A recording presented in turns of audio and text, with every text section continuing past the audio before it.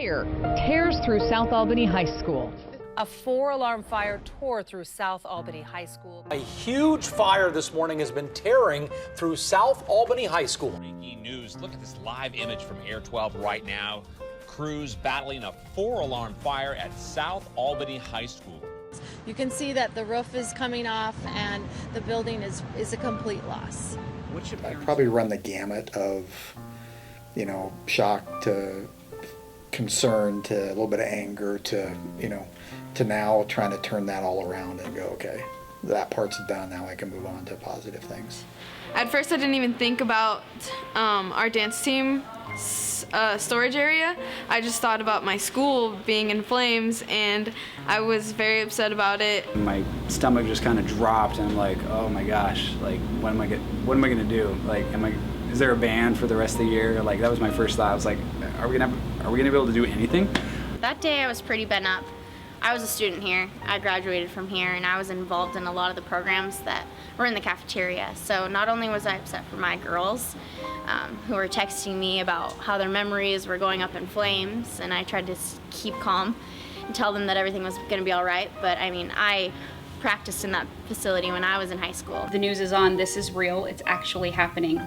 Okay, what do we do? Where do we go from here? What do we need to do as teachers and as educators and as adults to make sure that we're there for all of the kids? And how can we start already thinking, this event has happened, what do we do to move forward from here? As the process moves forward, we're discovering that lots of things are different than we thought they were to start with. The projected cost of replacing that building is somewhere in the $10.7 million to build the building. When we did the physical inventories of the things that were in the classrooms and in the space, that was another $1.4 million. So, we quickly approached $12 million worth of value that was lost. It wasn't always out there in the media that the Family Consumer Science program was also lost. We lost both of our classrooms. This space has been very challenging to adapt to. We are doing our best. I'm in a classroom that's about 1/3 the size that my classroom was. I have absolutely no storage, and it is a very tight squeeze to get 35 bodies in here or more. We're used to a room that's twice its size, and it's been a little bit of a struggle to kind of figure out, okay, how do we fit in this space now, and how do we rehearse in a space that's so different. And it's been hard because it hasn't felt very permanent. That is a safe haven for a lot of us, and it's a place where we could all be ourselves, and so it was really hard. It destroyed an entire room of supplies and memories that we had.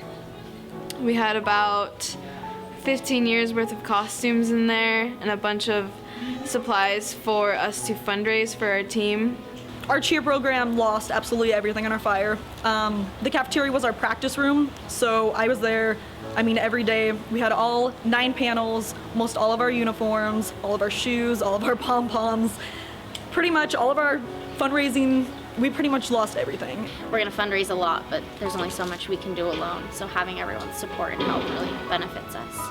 All the donated instruments are a huge deal because, one, without the donated instruments, we would not have a band right now. There would be no band at graduation. Secondly, all the donated money is going to really help the students who lost their personally owned instruments. We had 17 kids lose their personal horns in the fire, and insurance will only pay up to actual cash value, but not replacement value. So that donated money is going to help fill that gap and help get quality instruments back into these students' hands. The more that we have now, the better we're going to be, the higher end curriculum we can get, the better teaching tools that we can get, and not only just, again, replace what was, we can replace and make it better.